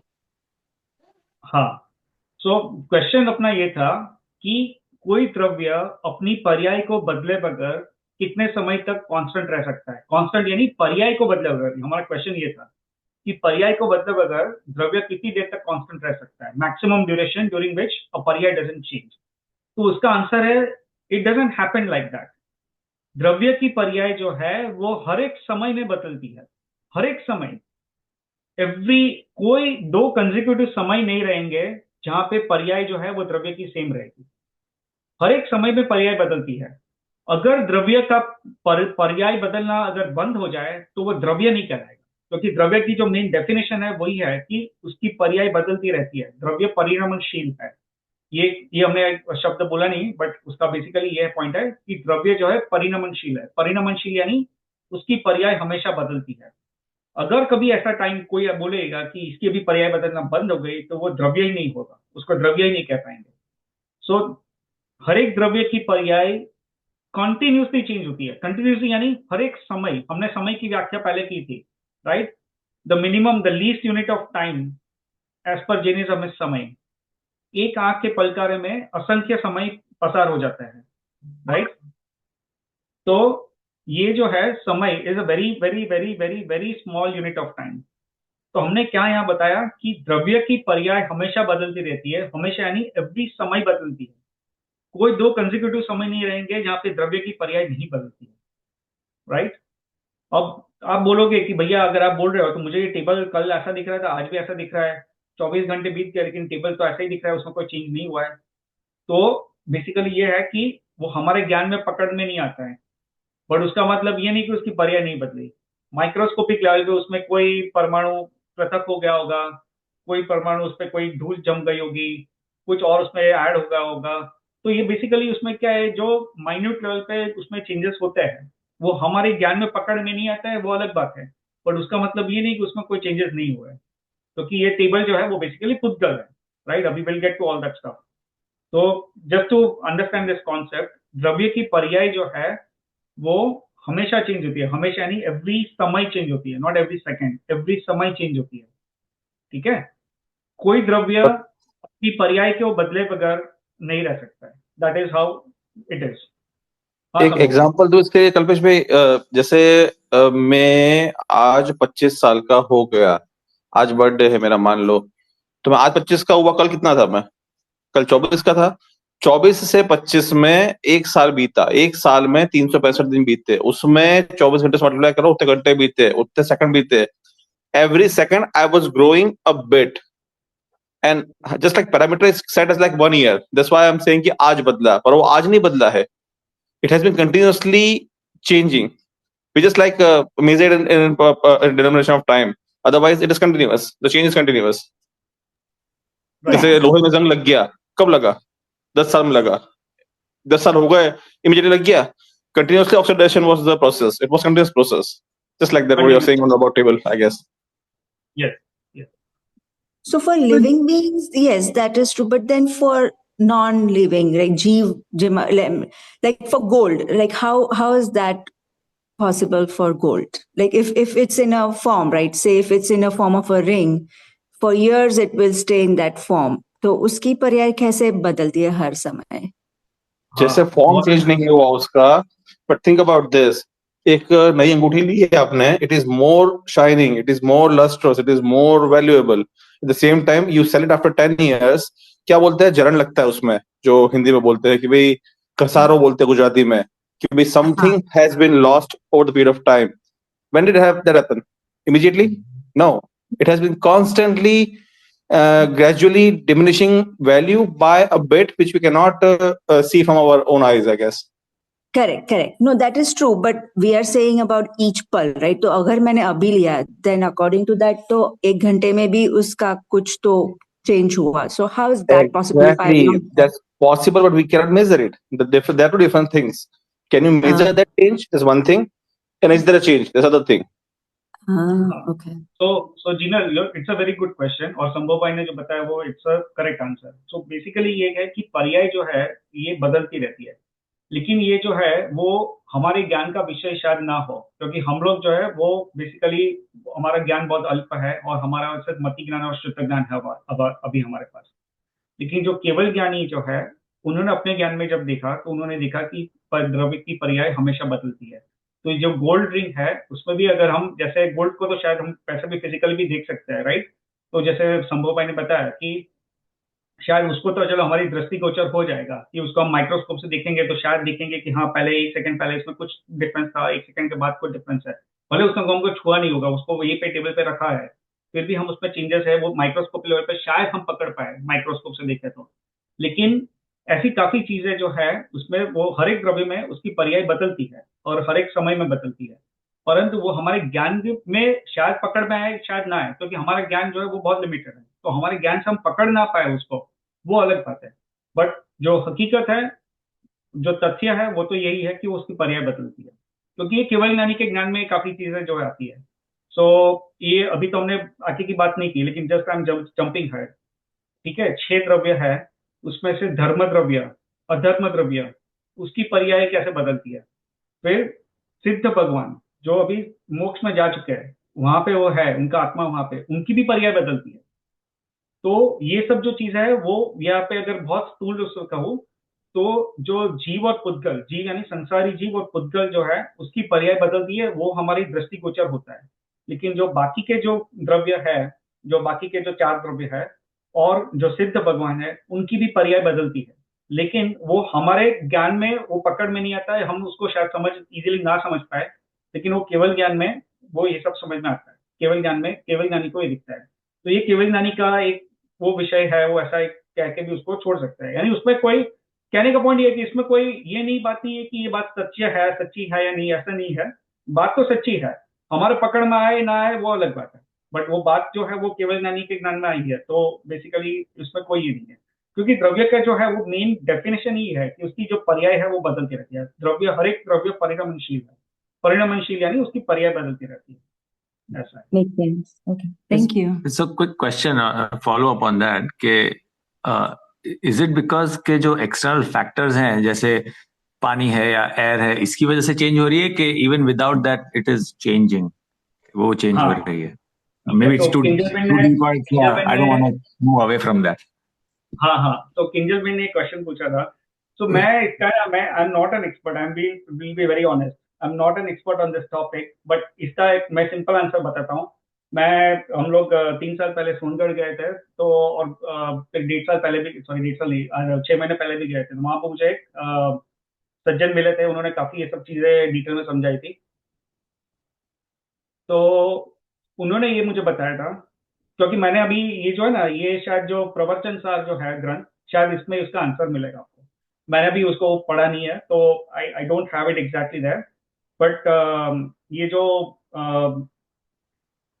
उन्होंने ये समझाया था कि हर एक द्रव्य की पर्याय वो अपनी स्वतंत्र योग्यता से होती है, क्योंकि अभी किंजल ने क्वेश्चन पूछा था राइट कि निमित्त होगा और निमित्त से पर्याय बदलती है, तो उन्होंने ये मुझे बताया था कि हर एक द्रव्य की पर्याय अपनी स्वतंत्र योग्यता से उत्पन्न होती है। उसको कोई निमित्त से वो पर्याय, पहले द्रव्य की पर्याय को कोई दूसरे द्रव्य का निमित्त से वो सॉरी एक द्रव्य के निमित्त से दूसरे द्रव्य की पर्याय पे कोई असर नहीं होता है। दूसरे के द्रव्य की जो पर्याय है वो अपनी स्वतंत्र योग्यता से उत्पन्न होती है। ठीक है, अब ये जो है वो बहुत एडवांस लेवल के टॉपिक है, तो you can go. Kalpesh These are bhai, very good questions. These are good Kalpesh questions. bhai, if may I just add just a point on this? There are two different points. What we are discussing about, does it change? There's one question. Second thing, why it changes? तो जो ये जो सवाल जो भाई साहब ने पूछा, जो आप बता रहे हैं स्वतंत्र योग्यता, ये as you mention very advance level, तो इससे बाद में बात कर सकते हैं, but at the same time अभी के लिए पता है क्या है, डज इट चेंज और नॉट, दैट्स वन पॉइंट। और जो दीदी पहले बता रही थी अपने को कि भाई निमित्त होगा, that's again answering the question, और the causes it changes right now. Point is, क्या द्रव्य अपनी पर्याय बदलता है? Answer is yes. Now why, it's a question for the next future classes, जहां आप एडवांस चीजें बताएंगे शायद। As you mention, not I am not expert, पर हाँ स्वतंत्र पर्याय योग्यता से बदलता है, वो बात सही है, पर जैसे वो बात की बात है। अभी के लिए क्या पर्याय हर समय चेंज होती है? Answer yes. क्या हम इसको समझ पा रहे हैं? मैं इस पर जाऊंगा शायद। हाँ, सही बात है। So it is well summarise. तो संभव यही बता रहा है कि द्रव्य की पर्याय बदलती है, वो एक फिक्स है। अब क्यों बदलती है और वो पर्याय बदलती है, तो उसको क्या, व्हाट फैक्टर ड्राइव्स द पर्याय, ये जो है वो basically think it's an advance level of topic. तो मैं आगे जाके इसको थोड़ा will try to cover it if I am able to get some these answers in little bit more detail. मेरा एक्चुअली किंजल में आप अगर टेम्पल आएंगे कल, तो मुझे भी याद करा देना। आप भानु आंटी को पूछेंगे इसका क्वेश्चन, तो will see Bhanu aunty probably will have a good explanation for this one. ठीक है, तो एक क्वेश्चन बस, निमित्त का डेफिनेशन क्या है? निमित्त का क्या मतलब होता है? हाँ, निमित्त, तो निमित्त जो है निमित्त और उपादान का topic. Cause and effect, cause and effect, Kalpesh भाई, कॉज एंड इफेक्ट। नहीं, कॉज एंड इफेक्ट नहीं है। अच्छा, तो हाँ, कॉज एंड इफेक्ट नहीं है। निमित्त इज बेसिकली, हमको ऐसा प्रतीत होता है कि ये कर रहा है, लेकिन वास्तव में वो नहीं कर रहा है, लेकिन निमित्त पे करने का आरोप आता है। ठीक है, कोई भी कार्य जो होता है, मैंने ये स्टेटमेंट पहले बोला था, और ये अपने किंजल बेन ने पूछा भी था कि निमित्त और उपादान क्या होता है, ये निमित्त क्या होता है। तो मैंने बोला कि ये टॉपिक थोड़ा एडवांस लेवल का टॉपिक है, हम लेंगे इसको, it is on my list, but ये इसको है ना पूरा, मैं 1 घंटे का 1.5 घंटे का सेशन होगा ये निमित्त और उपादान को समझाने में, और उसमें निमित्त की हम परिभाषा भी समझेंगे और ये सब समझेंगे। बट अगर अभी स्थूल रूप से अगर आपने एक क्वेश्चन पूछा है, तो यस बता रहा हूँ स्थूल रूप से कि निमित्त बेसिकली जब कोई भी कार्य होता है, तो हमको कोई दिखता है कि इसने किया ये कार्य, तो उस पर वो कार्य करने का आरोप आता है, लेकिन वास्तव में वो कार्य उसने नहीं किया है। राइट, तो उसको निमित्त कहते हैं। अभी उसका एग्जाम्पल बता रहा हूं। ठीक है, मेरे घर में आके किसी ने चोरी कर ली। ठीक है, मेरे मान लो कि 10,000 रुपए यहाँ पे रखे थे मेरे घर में किसी ने चोरी की, कोई आया और वो 10,000 रुपए लेके चला गया। ठीक है, तो मैं बोलूंगा कि मेरे घर से 10,000 रुपए चोरी हो गए, और किसने चोरी किए? चोर ने चोरी किए। तो कार्य किसने किया? चोर ने किया। अब तो मैंने क्या आरोप किस पे डाला? चोर पे डाला कि चोर ने ये कार्य किया, चोर ने चोरी की। अब तो यहाँ पे वास्तव में वो चोर जो है वो उसने कार्य नहीं किया, वास्तव में वो चोर ने कार्य नहीं किया है। ठीक है, अभी I was not trying to go into this topic, but आपने ये पूछा है तो I want to answer this question because I don't want you to leave confuse. तो इसलिए मैं बता रहा हूँ, वास्तव में चोर ने कार्य नहीं किया है, मेरे कर्म का उदय आया। अभी ये कर्म भी वो अलग से एक निमित्त है, वो एक अलग बात है। ये बहुत एडवांस टॉपिक हो जाएगा, बट जस्ट सिंपल समझ लो कि मेरे कर्म का उदय आया। मैंने पिछले वो में किसी का अदत्ता दान लिया होगा, यानी किसी की कोई चीज मैंने किसी को पूछे बगैर ले ली होगी।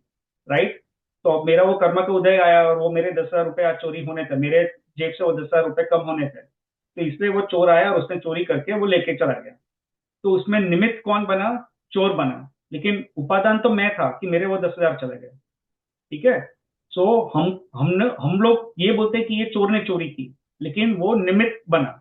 एक्चुअली वो मेरे 10,000 जाने थे, वो चल नहीं आता तो भी जाने वाले थे, तो ये हो गया। अभी दूसरा एग्जांपल देख लो कि आप जा रहे हो और आपको एक एक्चुअली ये अर्थवॉर्म दिखा, ठीक है, और आपने देखा कि अर्थवॉर्म जो है वो बारिश में अर्थवॉर्म जब ग्रास में से निकल आते हैं, बाहर आते हैं, राइट, छोटे छोटे, तो वो बाहर आते हैं और फिर वो बाहर आके वो अपने वॉकवे पे आ जाते हैं, रोड पे कई बार चले जाते हैं, ऐसा होता है। तो आप वॉक करने निकले और आपने देखा कि एक बड़ी सी ट्रक आ रही है दूर से, और आपने देखा कि वो रोड एक अर्थवॉर्म है, वो आगे निकल के रोड से ग्रास से निकल के वो रोड पे आ जाने लगा है। और आपको पता है कि अगर ये अर्थवॉर्म यहाँ पे रहा, थोड़ी देर में वो ट्रक यहाँ पे आएगी, नजदीक आएगी, धीरे धीरे आ रही है वो, तो तब तक वो अर्थवॉर्म पक्का ही उसके ट्रक के पहिए के नीचे से कुचल के मरने वाला है। अब तब आपके मन में शुभ भाव हुए, तो आपने क्या किया कि आपने सोचा कि अगर ये अर्थवॉर्म यहाँ पे रहेगा तो पक्का ही मर जाएगा, वो ट्रक के पहिए के नीचे आके मरने वाला है। तो इससे आपने क्या सोचा कि चलो मैं अर्थवॉर्म को एक लीफ में या तो पेपर में लेके उसको मैं वापस साइड में रख देता हूँ, तो जिससे वो अर्थवॉर्म ना मरे। ठीक है, तो आपने ये किया, आपने अर्थवॉर्म को एकदम आराम से लेकर पकड़ लिया और मैंने उसको पेपर में उस पे ले लिया और उसको आपको साइड में ग्रास पे रख दिया। ठीक है, और वो ट्रक आके चली गई और अर्थवॉर्म बच गया। तो अब ये बोलेंगे कि भैया अर्थवॉर्म को किसने बचाया, तो रोशनी, अगर आपने ये किया तो हम बोलेंगे कि रोशनी ने अर्थवॉर्म को बचा लिया। ठीक है, लेकिन वास्तव में ऐसा नहीं है। वास्तव में अर्थवॉर्म को किसी ने बचाया नहीं है। अर्थवॉर्म वो है, वो उपादान है, उसकी अभी आयुष्य कर्म इस भव में बाकी रहा होगा, तो आपको ये विकल्प आया। पहले तो आप वहां से पास हुए, फिर आपने ये देखा कि अर्थवॉर्म आ रहा है, फिर आपने ये देखा कि वहां से ट्रक आ रही है, फिर आपने सोचा कि वो अर्थवॉर्म मरेगा, और आपको ये विकल्प आया, आपको ये भाव आया कि मैं अर्थवॉर्म को पकड़ के यहाँ पे रख दूं, और फिर वो अर्थवॉर्म बच गया।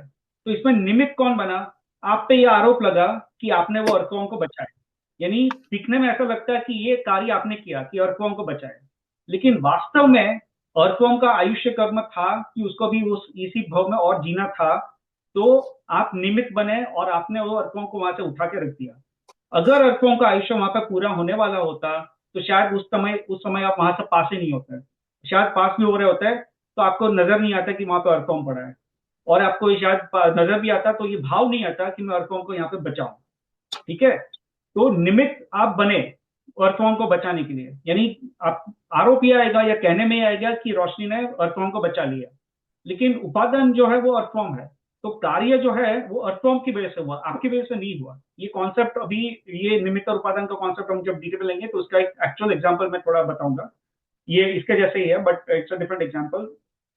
तो ये है, तो कार्य करने का आरोप आपका आया, लेकिन एक्चुअल में वो कार्य आपकी वजह से नहीं हुआ, वो अर्थवॉर्म की योग्यता थी, उसका आयुष्य कर्म था कि उसको अभी और जीना था अर्थवॉर्म की पर्याय में, तो वो अर्थवॉर्म वहां पे बच गया, आपको भाव आया और आपने उसको साइड में रख दिया।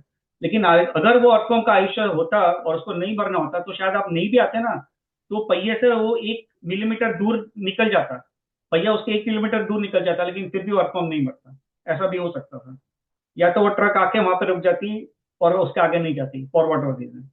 सो निमित्त आप बने, लेकिन कार्य आपने नहीं किया, अर्थवॉर्म को बचाने का कार्य आपने नहीं किया। वो अर्थवॉर्म को बचना था, वो उसको उपादान की योग्यता थी, तो बच गया। समझ में आया कुछ? ये अभी का एग्जांपल दो कॉर्पोरेट भाई, आपके निमित्त से ये तत्व चर्चा का लाभ हम सबको मिल रहा है, ये निमित्त हुआ आपका। पिछले सैटरडे आपने मैसेज भी किया था, मतलब लास्ट क्लास में आपने फोन पे बात अपनी हुई थी, मैं ज्वाइन नहीं किया, नहीं कर पाया, वॉट एवर रीजन, वो उपादान था। तो निमित्त स्वतंत्र है, उपादान स्वतंत्र है। हाँ, स्वतंत्र ऐसा नहीं, निमित्त और उपादान जो है वो कार्य के हम संदर्भ में हम कहते हैं basically, but you are right. जैसे अगर अभी एक्चुअली निमित्त उपादान का टॉपिक नहीं है, तो मैं, क्योंकि मेरे पास इस पर मैंने ऑलरेडी इस पर बहुत नोट्स बना के रखी है निमित्त और उपादान पे, तो I want to give a lot of good examples, I want to explain. तो ये अपना 1.5 घंटे का विषय है, सो विल टेक द निमित्त उपादान topic pretty soon, but for now Roshni, is this clear? कुछ समझ में आया या नहीं समझ में आया, और थैंक यू, क्योंकि वो निमित्त वर्ड सुन के बिल्कुल ही समझ में नहीं आ रहा था, तो ये थोड़ा कॉन्टेक्स्ट देकर मुझे समझ में आ गया. So I am good, we can pause here if you want. हाँ, ये जो Thank निमित्त you. उपादान का ना 1.5 घंटे का टॉपिक रहेगा अपना. Will cover it. तो पूरा 1.5 घंटे हम इसको बारे में पढ़ेंगे. Will take lot of examples. ठीक है. तो क्योंकि निमित्त उपादान का टॉपिक समझने के लिए पहले द्रव्य को समझना जरूरी है. तो द्रव्य जो समझना जरूरी है, फिर द्रव्य के सामान्य गुण जो है उसको भी समझना जरूरी है. तो ये सब जो हम समझेंगे ना, उसके बाद निमित्त उपादान का टॉपिक लेंगे ना, तो वो समझ में इजी रहेगा. समझदार जो है, ये ग्रंथ में काफी ये सब चीजें बहुत अच्छी तरह समझाई है. निमित्त और उपादान, कार्य किससे होता है, कौन कार्य का करता है, कौन करता नहीं है, ये सब जो है वो समझदार में कर्ता कर्म अधिकार है, 3rd चैप्टर है, उसमें ये सब समझा है. ठीक है. हाँ, किंजल बहन. Just quickly, भैया, I thought a practical application to this was कि जैसे हम निमित्त बनते हैं कुछ अच्छे कार्य में, तो फिर ना उसमें बहुत मान कषाय भी आता है कि ये मैंने किया, ये मेरे वजह से हुआ. तो one important thing to remember when you understand निमित्त is to remove yourself from it, कि ये मेरे शुभ कर्मों का फल था, या मैं निमित्त बना ये अच्छे कार्य में. बट practically speaking, अगर ये, I mean, if we want to, so many people talk about applying Jainism to daily life. तो इसके, at least this has been helpful to me, that way you think that, okay, ये मेरा भाग्य है, but it was not because of me, जो मान आ जाता है ना, वो we can stay away from that. जो कर्ता भाव जो आप बोल रहे हैं ना, वो कर्ता भाव. हाँ, right, yeah, that was the word. मैंने ये कार्य किया, मैंने उसकी मदद की, मैंने ये मंदिर बनाया, मैंने उसको दान दिया, तो ये सब जो है वो कर्ता भाव आ जाता है. लेकिन हम जब ये समझते हैं कि हम इसमें निमित्त बन रहे हैं, वो उपादान की योग्यता से कार्य हो रहा है, मेरे निमित्त से उसका कार्य नहीं हो रहा है. वो द्रव्य, वो यानी कौन, यहाँ पे जो परद्रव्य, दूसरे द्रव्य की बात कर रहे हैं. तो परद्रव्य में जो भी कार्य हो रहा है, वो द्रव्य की खुद की उपादान की योग्यता से हो रहा है. उसमें मैं निमित्त बन सकता हूँ, लेकिन वो द्रव्य जो अल्टीमेटली जो कार्य हो रहा है, वो उपादान की योग्यता से हो रहा है. ठीक है. तो जो आप बोल रहे हैं, तो उससे ये समझेंगे तो उसमें क्या है, हमारा जो कर्ता भाव है वो चला जाएगा, और कर्ता भाव चला जाएगा तो ये अभिमान जो हो रहा है, ये जो मान कषाय उत्पन्न हो रहा है, वो भी हमारा नहीं होगा. So it is good point. ठीक है. अभी अपने पास 6 मिनट्स है, तो I want to just conclude, like cover just 2 topics quickly, सब topics basically, and then we will pause for here, and then वो अपने नेक्स्ट सेशन में फिर हम शुरू कंटिन्यू करेंगे. तो हमने द्रव्य के बारे में इतनी तो बात कर ली, राइट. इतनी सारी बात कर ली. द्रव्य क्या होता है, द्रव्य की परिभाषा, 2 अलग अलग परिभाषा या 2 अलग अलग एंगल से द्रव्य की परिभाषा हमने देखी. फिर हमने ये समझा कि द्रव्य अपना जो गुण और पर्याय क्या होता है. फिर हमने सोने का उदाहरण लिया, राइट, समझने के लिए कि गुण क्या होता है, पर्याय क्या होती है. पर्याय बदलती है, लेकिन जो द्रव्य है वो कांस्टेंट, उसका वो रहता है, बेसिकली उसका अस्तित्व कांस्टेंट रहता है. ठीक है. तो ये सब हमने समझा. अभी I am just coming to the second, like one important item, कि भैया हमने बताया था स्टार्टिंग में कि केवल ज्ञानी के ज्ञान में 6 द्रव्य दिखे, राइट, विश्व में. यानी उसके बेसिकली 6 द्रव्य है जाति की अपेक्षा. जाति means from the type stand point there are 6 type of द्रव्य. तो 6 द्रव्य कौन से है? चलो ये कोई बता दो इजिली, फटाफट. बताओ. हाँ हेलो. बोलिए. हाँ, बोलिए. जीव, अजीव, धर्मास्तिकाय, अधर्मास्तिकाय, काल, आकाश अस्तिकाय. हाँ, सही बात है. जीव. हाँ आंटी जी, आपका नाम, sorry, I don't know who this is, but आप अगर आपका नाम बताइए तो. श्रद्धा की मम्मी बात कर रही हूँ, विभा. हाँ, ठीक है आंटी जी. हाँ, आपने ज्वाइन किया, बहुत अच्छा किया. चलो, तो आंटी जी ने नाम जो बताया 6 द्रव्य के नाम, बहुत सही बताया. सो 6 द्रव्य है: जीव, पुद्गल. आई डोंट, आंटी जी आपने पुद्गल कहा था नहीं, बट एनीवे, जीव, पुद्गल, धर्म, अधर्म. धर्म को धर्मास्तिकाय भी कहते हैं. तो ये धर्म जो है, वो हम धर्म करते हैं, वो धर्म नहीं है, यह द्रव्य का नाम है, धर्म. ठीक है. सो जीव, पुद्गल, धर्मास्तिकाय. जस्ट कंफ्यूजन ना हो तो इसलिए मैं अभी धर्मास्तिकाय बोल रहा हूँ. सो जीव, पुद्गल, धर्मास्तिकाय, अधर्मास्तिकाय, आकाश और काल, ये 6 द्रव्य है जाति की अपेक्षा. ठीक है. सो ये 6 द्रव्य है.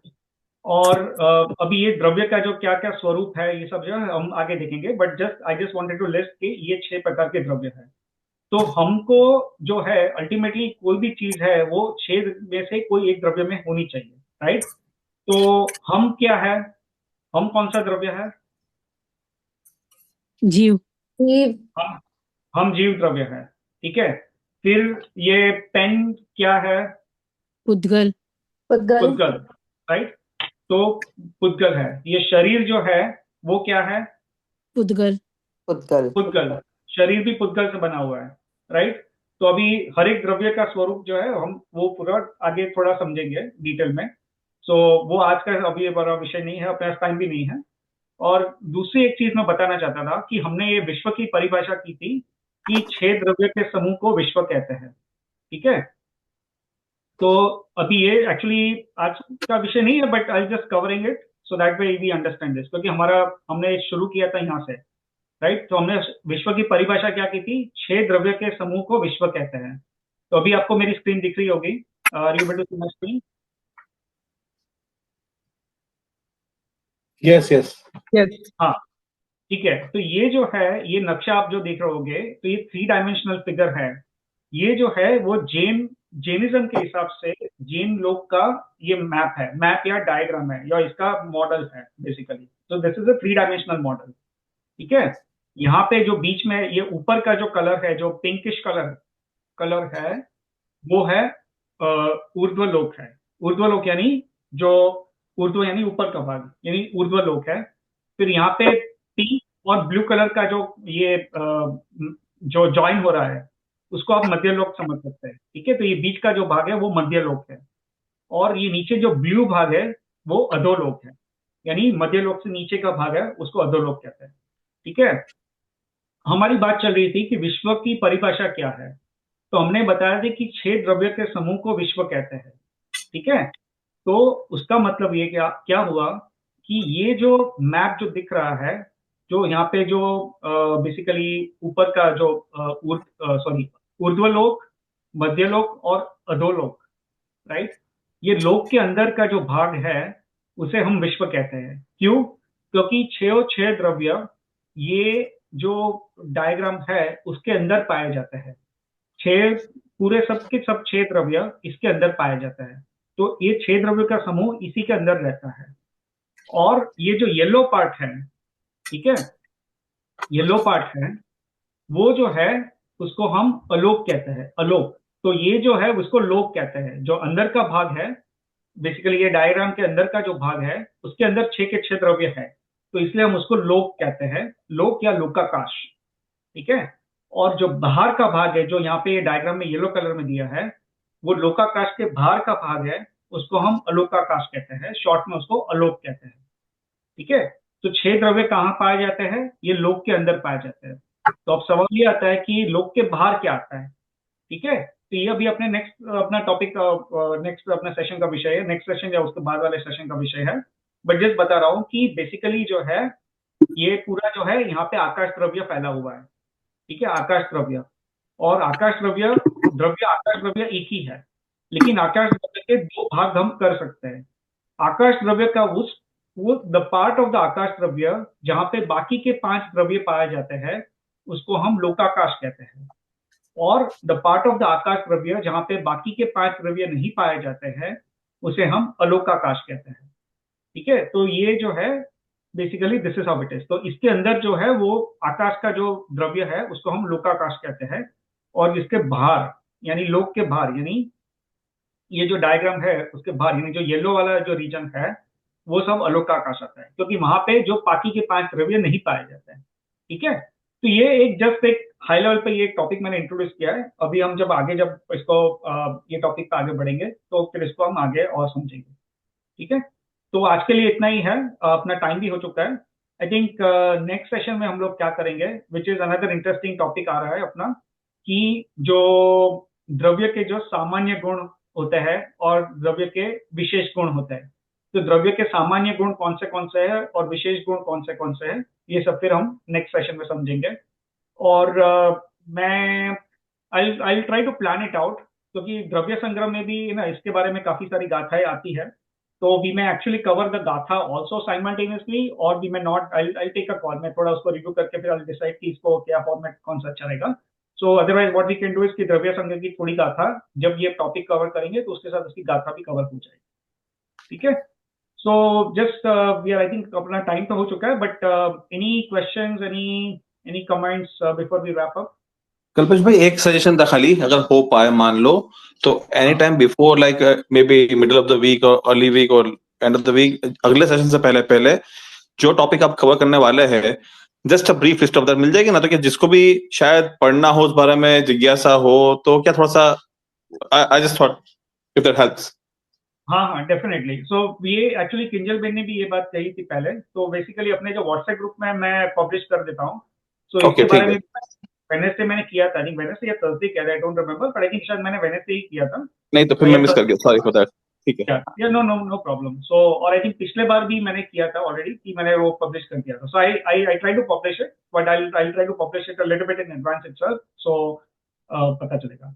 But Good. Just while on this topic, right, next session में अपना जो सामान्य गुण है द्रव्य के, सामान्य गुण और विशेष गुण, तो हमने 6 द्रव्य की बात की, राइट। तो 6 द्रव्य के सामान्य गुण क्या है, विशेष गुण क्या है, कौन से गुण है, उसका मीनिंग क्या होता है, उसका हमको क्या समझना चाहिए, उससे क्या इंफरेंस लेना चाहिए। तो ये सब जो थोड़ी चीज है वो अपना नेक्स्ट सेशन का अपना विषय रहेगा, ठीक है। चलो अभी अपना अंत मंगलाचरण हम कर लेते हैं। सर्वमंगल्य मांगल्यम सर्वकल्याणकारकम प्रधानां सर्वधर्माणां जैनं जयतु शासनम, जैनं जयतु शासनम। चलो जय जिनेंद्र सभी को। थैंक यू, जय Jinendra. Jai Jinendra everyone. Thank you, Kalpesh bhai. Thank Jinendra. You, जय जिनेंद्र। जय जिनेंद्र सर। जय जिनेंद्र। जय जिनेंद्र। जय जिनेंद्र।